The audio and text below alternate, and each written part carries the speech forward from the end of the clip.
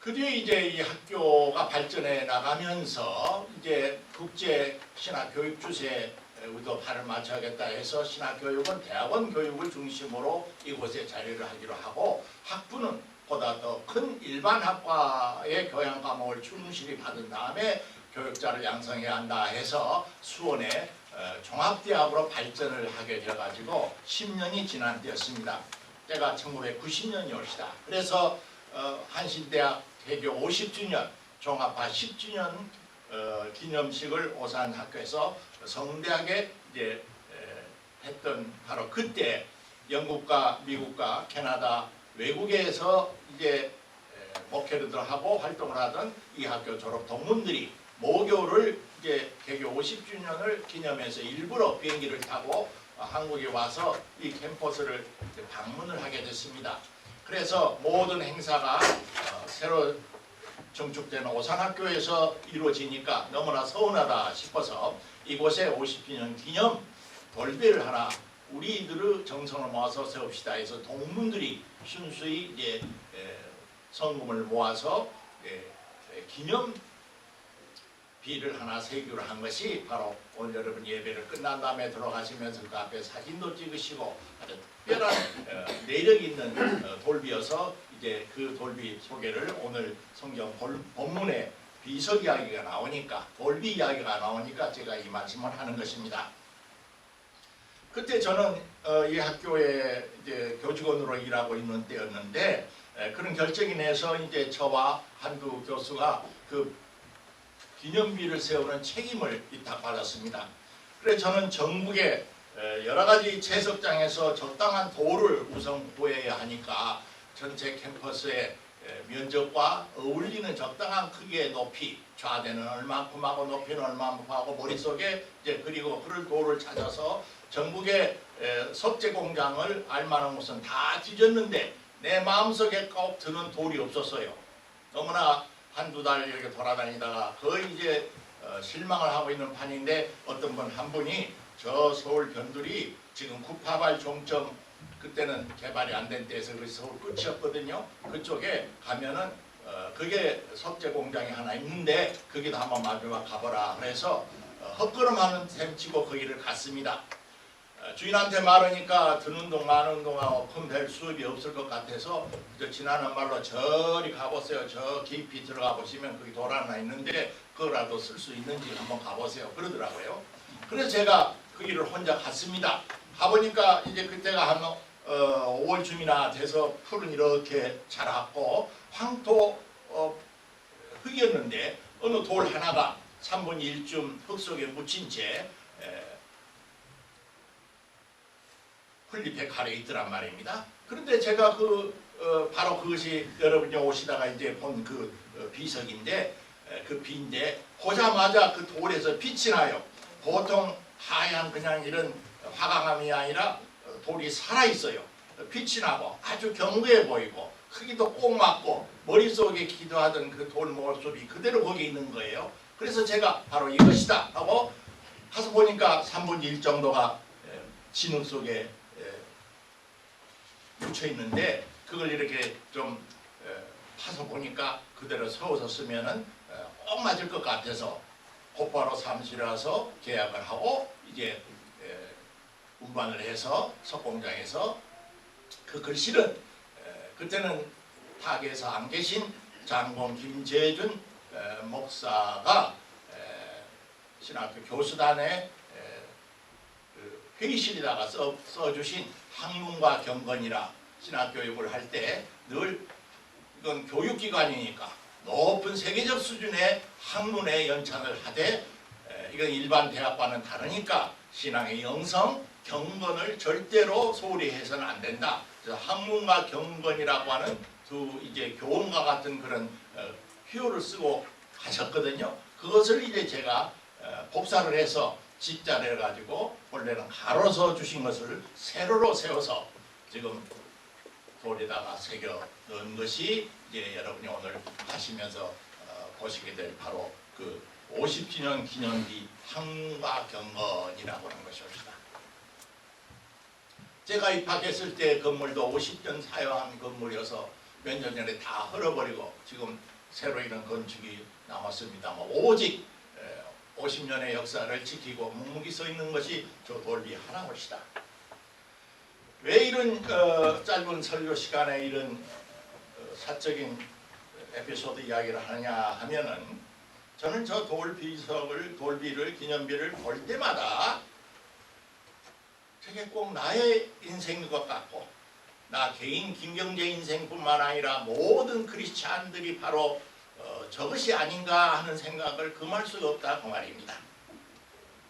오늘은 사군데다 교회가 서 있고 어서 우리 교회 오시오 하고 모셔가다시피 하니까 그리스도인들이 내가 교회에 다녀서 영원자를 아버지라 부리고 예수 그리스도를 내 구주로 모시고 성경을 한글로 읽고 찬송가를 우리 곡으로 이렇게 부르게 된 것이 너무나 당연지사로 생각을 해서 감격도 없고 감사도 모르고, 심지어 어떤 사람은 교만 방제 가지고 신앙을 마치 신앙을 위해서, 교회를 위해서, 하나님을 위해서, 예수를 위해서 내가 신앙생활을 해드린 것 같은 것은 오만 방자한 경제에 들어가 버리는 시대, 이 패역한 믿음이 다 없어져 버리는 이런 시대 속에서 우리는 다시 한번 저 돌을 생각을 해봐야 한다 그 말입니다. 다시 말하면 만약 저 돌을 오늘 이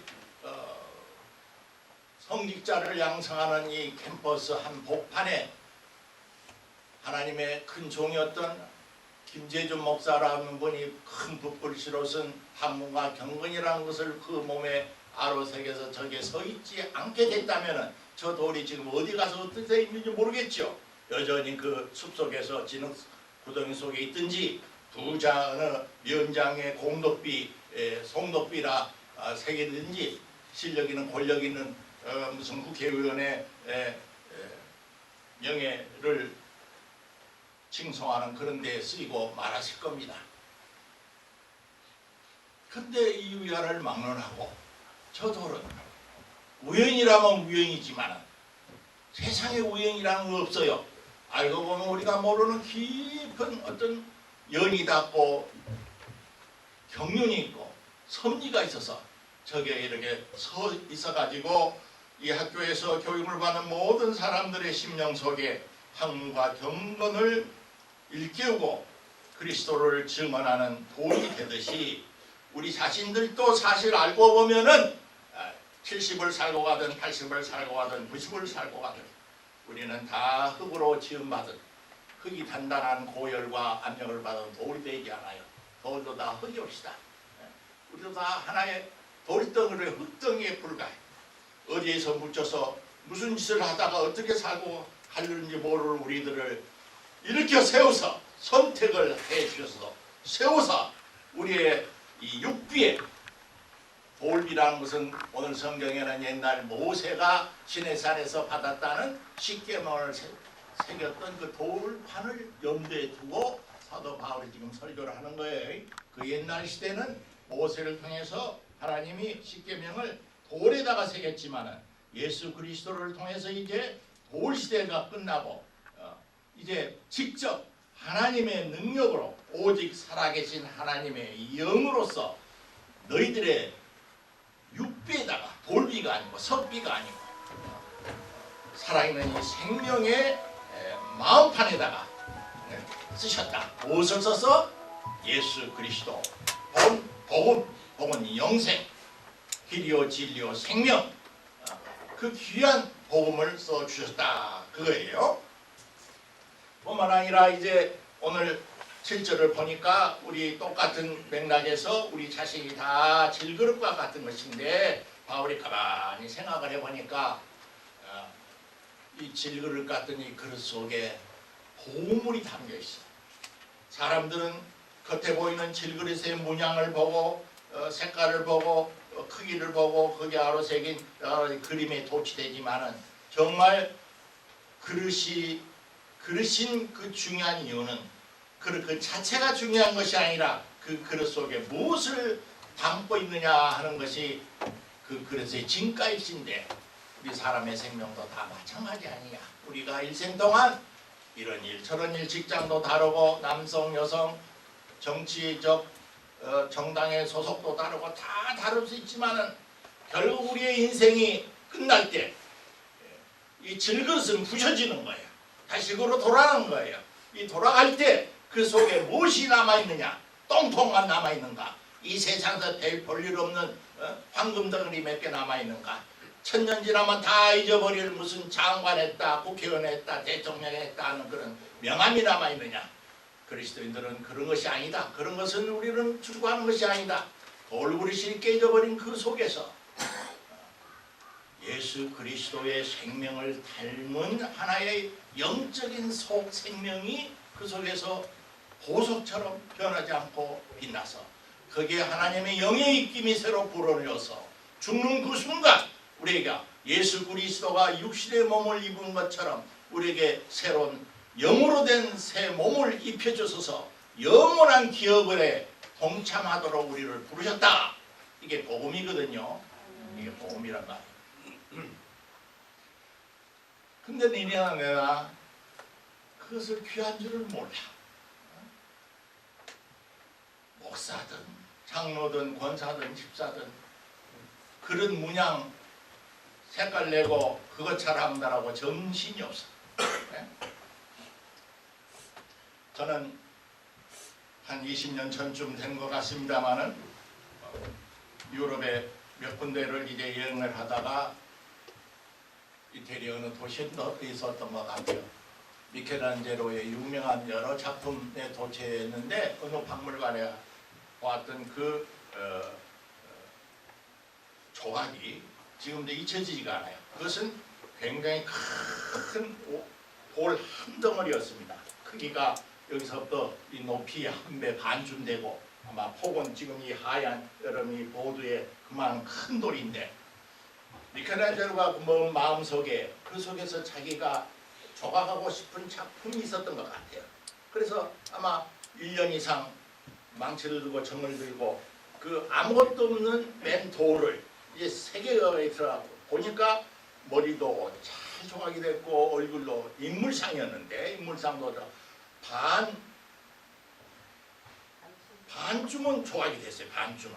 그 자체가 너무나 위대하고 훌륭하더라고요.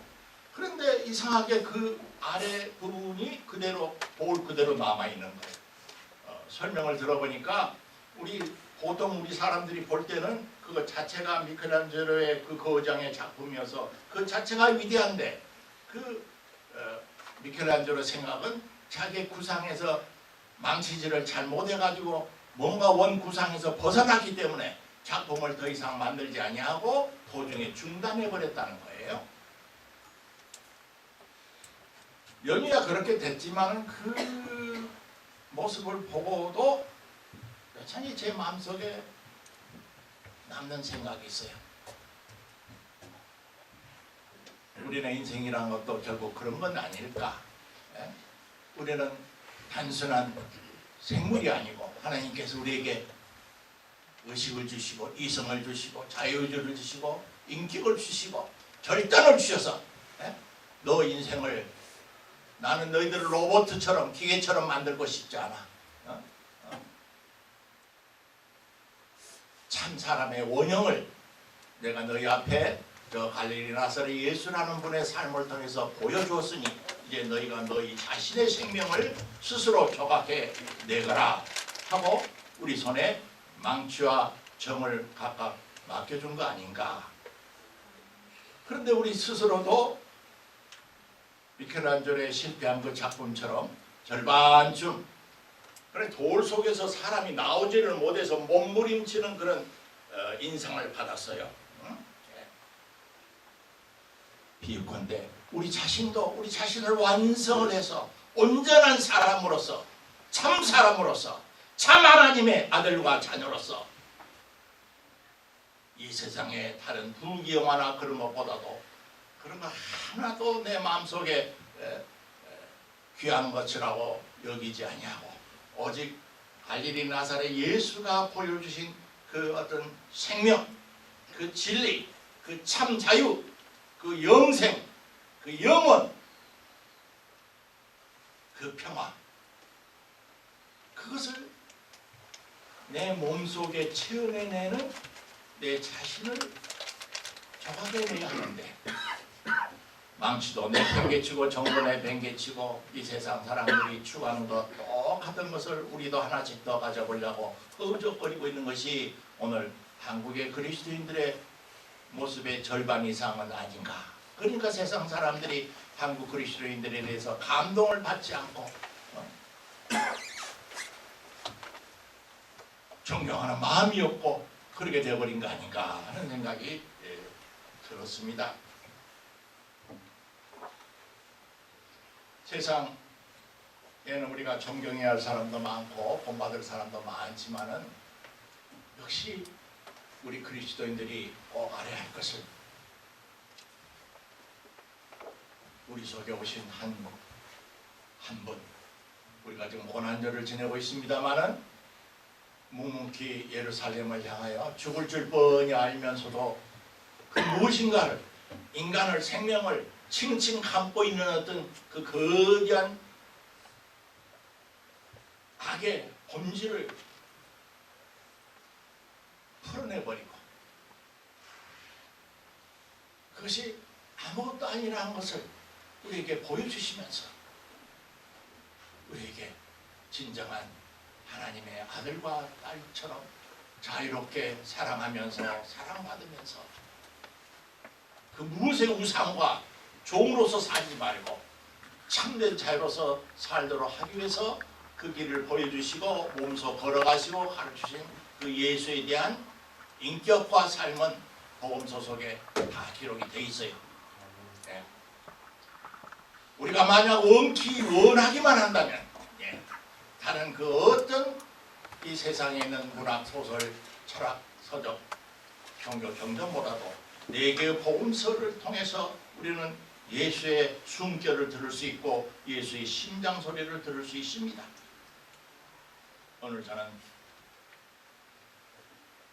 사순절 다섯째 주를 맞이하는 이 주이면서 이곳에서 모여서 첫 예배드리는 이곳, 또 평소에 보지 못했던 모든 하나님의 백성들이 이 자리를 찾아오신 이 시간, 저는 바로 오늘 읽은 성경 말씀으로 여러분을 공부합니다.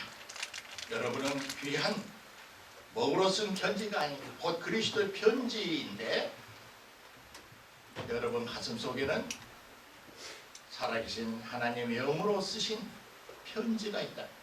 그 편지를 잘 간직해라. 여러분은 다 질그릇이다. 질그릇 속에 보물이 있다. 그 보물을 귀중하게 알아라. 그걸 잘 간직해라. 너 나가서 참사람이신 예수를 원형으로 삼고 이 패역한 시대, 이 우상이 들끓는 시대, 이 거짓 종교가 판을 치는 시대, 참과 진실과 진리와 자유의 아들, 딸이 되어서 이 세상에서 패배하지 말고 의연하고 떳떳하게 각각 처한 처소에서 그렇게 행복하게 살아라 하는 말씀으로 여러분이 받으시기를 주 이름으로 축원합니다.